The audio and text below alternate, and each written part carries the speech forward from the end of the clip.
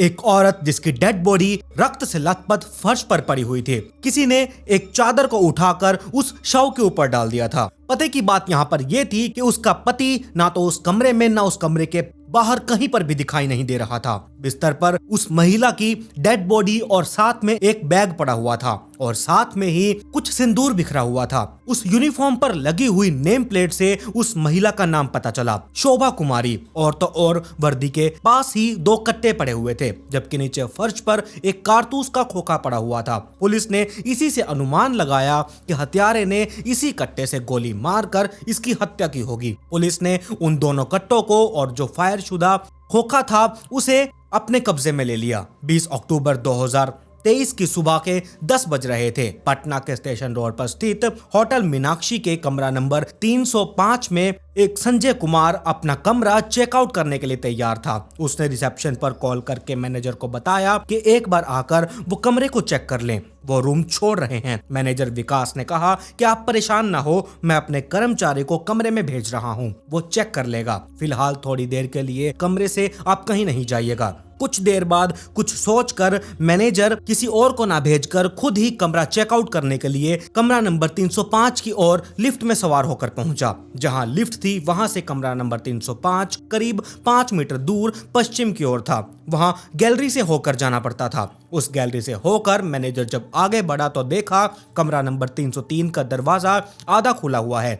अंदर कोई भी हलचल ना दिखते हुए विकास कुमार मैनेजर को शक हुआ तो वो कमरे में एंटर हुआ। कमरे में महिला सिपाही की नग्न अवस्था में खून से सना हुआ शव फर्श में पड़ा हुआ था। उसकी यूनिफॉर्म ऐसे ही बिस्तर पर पड़ी हुई थी। होटल मीनाक्षी से वहीं के ही मैनेजर ने पास ही के पुलिस थाने में फोन करके इंस्पेक्टर कौशवेंद्र सिंह को ये सारी खबर दी। घटना की ये खबर मिलते ही वो जल्दी में कुछ पुलिसकर्मियों के साथ वो उस होटल में पहुंचे। घटनास्थल पर पहुंचकर इंस्पेक्टर सिंह ने सबसे पहले उस कमरे की इन्वेस्टिगेशन की। पता चला कि कमरा 19 अक्टूबर को किसी गजेंद्र कुमार यादव ने अपने और अपनी पत्नी शोभा कुमारी के नाम पर बुक करवाया था, जो जहानाबाद जिले के काकोवा क्षेत्र के दलिया गांव का निवासी था। इसके बाद इंस्पेक्टर सिंह ने जिले के वरिष्ठ पुलिस अधिकारियों को यह जानकारी दे दी।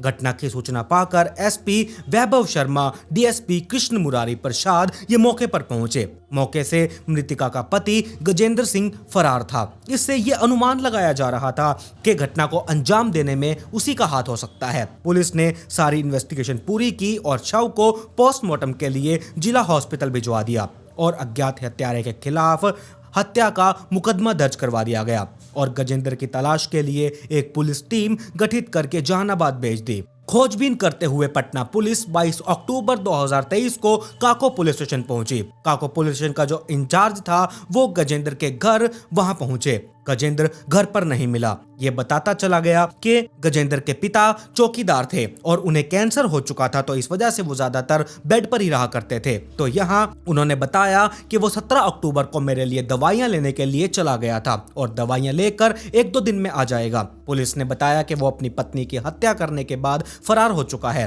पुलिस द्वारा बहू की हत्या की जानकारी मिलते ही घर में एकदम सनसनी छा चुकी थी। घर में रोना धोना शुरू हो चुका था और यहाँ जोगेंद्र के ना मिलने पर पुलिस पटना वापस खाली हाथ लौट आई और काको पुलिस स्टेशन वाले पुलिस वालों को उस पर नजर रखने के लिए कहा गया। करीब 1 हफ्ते बाद यानी कि 28 अक्टूबर 2023 को पुलिस ने कैंसर से पीड़ित पिता को हिरासत में लिया। पिता को पुलिस द्वारा गिरफ्तार किए जाने की सूचना किसी तरह गजेंद्र तक पहुंची तो उसने 30 अक्टूबर 2023 को जहानाबाद की अदालत में सरेंडर कर दिया। आरोपी गजेंद्र के सरेंडर करने के बाद 1 नवंबर 2023 को पटना पुलिस टीम जहानाबाद के लिए रवाना हुई और आरोपी गजेंद्र को पुलिस के सामने पेश करके उसे रिमांड पे लेकर वहां से पटना के लिए लेकर चले गए। 2 घंटे तक कड़ी पूछताछ के बाद गजेंद्र ने पुलिस के सामने घुटने टेके और अपना अपराध स्वीकार किया।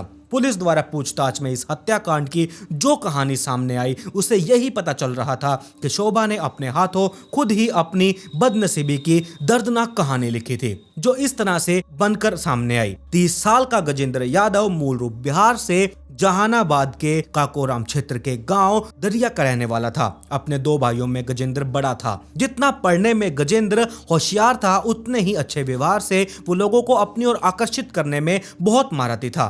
वो अपनी अलग से पहचान बनाने के लिए घर से कुछ दूर एक मोहल्ले में कोचिंग सेंटर खोला था। उस समय उसकी उम्र 23-24 साल के आसपास की थी। उसका कोचिंग सेंटर चल निकला। बच्चों को वो मैथ और साइंस की कोचिंग दिया करता था। उसके कोचिंग सेंटर में मोहल्ले के कई लड़के लड़कियां कोचिंग के लिए आने लगे थे। शोभा भी गजेंद्र की कोचिंग सेंटर में ही जाया करती थी। ये बात साल 2018 के आसपास की थी। उसी दौरान उसे शोभा से प्यार हो चुका था। गजेंद्र जैसे आदमी को पाकर शोभा बहुत खुश हो चुकी थी। उससे शादी करने के लिए वो तैयार भी हो चुकी थी। एक दिन अच्छा टाइम देखकर गजेंद्र ने अपने पिता से अपने और शोभा के रिश्ते की जानकारी देकर शादी करने की अपनी इच्छा जाहिर की तो उन्होंने हामी दे दी, लेकिन उसके सामने एक शर्त ये रखी कि शादी के बाद पत्नी को लेकर यहाँ पुश्तैनी मकान में नहीं रहोगे। गजेंद्र ने अपने प्यार को पाने के लिए पिता के सर पर अपनी स्वीकृति की मोहर लगा दी और शोभा से कोर्ट मैरिज करके एक किराए का कमरा लिया और वहीं पर ही उसे रखने लगा। गजेंद्र के पिता रामाशीष यादव की ऐसा करने के पीछे एक बड़ी और खास वजह थी। दरअसल जब गजेंद्र 13 साल का था तो उसका किडनैप हो चुका था। किडनैप एक लड़की के पिता ने किया था अपनी बेटी से शादी करने के लिए। बिहार में ये भी आज एक प्रचलन जारी है कि लोग अच्छे परिवार के लोगों का किडनैप कर अपनी बेटी के साथ जबरदस्ती उसकी शादी करवा देते हैं। गजेंद्र की भी जबरन शादी करवा दी गई थी। शादी कराने के बाद लड़की के घर वालों ने उसे उसके घर तक पहुंचाया। समाज के रीति रिवाजों को मानने वाले रामाशीष ने भी इस शादी पर मोहर लगा दी और लड़की को बहू का दर्जा दे दिया, जबकि गजेंद्र के दिल को इस घटना से बहुत ठेस पहुंची थी। उसे गजेंद्र ने पत्नी स्वीकार ही नहीं किया, जिस वजह से गजेंद्र के पिता उससे बहुत नाराज रहने लगे। इस बात को लेकर बाप बेटे के बीच बहुत लड़ाई झगड़े भी होने लगे। बाद के दिनों में गजेंद्र और उसकी पत्नी के बीच डाइवोर्स हो गया। डाइवोर्स के बाद दोनों अलग अलग हुए और यहाँ शोभा एक बहुत ही महत्वाकांक्षी लड़की थी। गजेंद्र उसकी महत्वाकांक्षाओं को अच्छे से पहचानने लगा, इसीलिए गजेंद्र एक बेटी का पिता बना। बेटी के आने से घर में खुशहाली छा चुकी थी। उन दिनों बिहार में पुलिस के बड़े पैमाने पर एक वैकेंसी निकली थी। गजेंद्र की पत्नी शोभा को वो अप्लाई करवा दिया गया। उसकी मेहनत से वो बिहार पुलिस में भर्ती भी हो गई। इसके लिए गजेंद्र ने अपने कुछ जमीन भी बेच दी। अपना कारोबार और अपना जीवन सब कुछ दांव पर लगा दिया गया। उसका सोचना यह था कि उसकी प्राइवेट जॉब है, अगर दोनों में से किसी एक की भी सरकारी नौकरी हो जाएगी तो जीवन बहुत ही सरल तरीके से बीतेगा। यह सोचकर उसने अपनी पत्नी को नौकरी के लिए भेज दिया। यहाँ शोभा की ट्रेनिंग पटना में हो रही थी और वो अपने दादा दादी के पास रहा करती थी। उसे जब थोड़ा टाइम मिलता तब वो 1-2 दिन के लिए अपनी बेटी से मिलने जहानाबाद आ जाया करती थी या फिर गजेंद्र पत्नी से मिलने पटना चला जाया करता था। ट्रेनिंग के दौरान शोभा को वहां पर एक एसएसपी की तैयारी कर रहे धीरज से प्यार हो गया। ये घटना से करीब 1 साल पहले की बात है। शोभा अपने परिवार के प्रति बहुत ही लापरवाह होती जा रही थी। शोभा की ये बातें पता नहीं क्यों गजेंद्र को बहुत अजीब लगने लगी। वो ये सोचने लगा कि ऐसी कौन सी माँ होगी जो अपनी बच्ची से मिलने तक के लिए अपना थोड़ा सा टाइम नहीं निकाल सकती। बात 1 जुलाई 2023 की है। गजेंद्र किसी काम से पटना गया हुआ था। उसने ये बात पत्नी को नहीं बताई। दोपहर के करीब गजेंद्र ने देखा कि एक बाइक पर सवार एक आदमी के साथ उसकी पत्नी कहीं जा रही थी। जिस टाइम पर वो कहीं जा रही थी उस टाइम पर ना तो गजेंद्र के साथ उसका कोई रिश्ता था और ना ही उसका कोई वो रिश्तेदार था। ये देखकर उसका माथा ठनका। शोभा को इस कदर एक आदमी के साथ देखकर वो बहुत ही परेशान हो चुका था और वो बुझा बुझा सा रहने लगा। गजेंद्र इस कदर डिप्रेशन में चला गया कि खुद को अकेला समझने लगा। गजेंद्र डिप्रेशन से बिल्कुल टूट चुका था। अब उसने अपनी पत्नी की बेवफाई का दर्द सहने की क्षमता बिल्कुल खत्म हो चुकी थी। इसीलिए अब वो जल्द से जल्द किसी नतीजे पर पहुंचना चाहता था। इसी बीच गजेंद्र ने एक खतरनाक फैसला लिया कि अगर शोभा मेरी नहीं हो पाई तो किसी की भी उसे वो नहीं होने देगा, उसे मरना ही होगा। इसी बीच गजेंद्र ने एक खतरनाक फैसला लिया कि अगर शोभा मेरी नहीं हुई तो वो किसी और की भी उसे नहीं होने देगा, उसे मरना ही होगा। अक्टूबर के महीने में दुर्गा पूजा थी। ट्रेनिंग के दौरान शोभा की ड्यूटी कोतवाली क्षेत्र में लगी हुई थी। ये बात गजेंद्र को अब पता चल चुकी थी।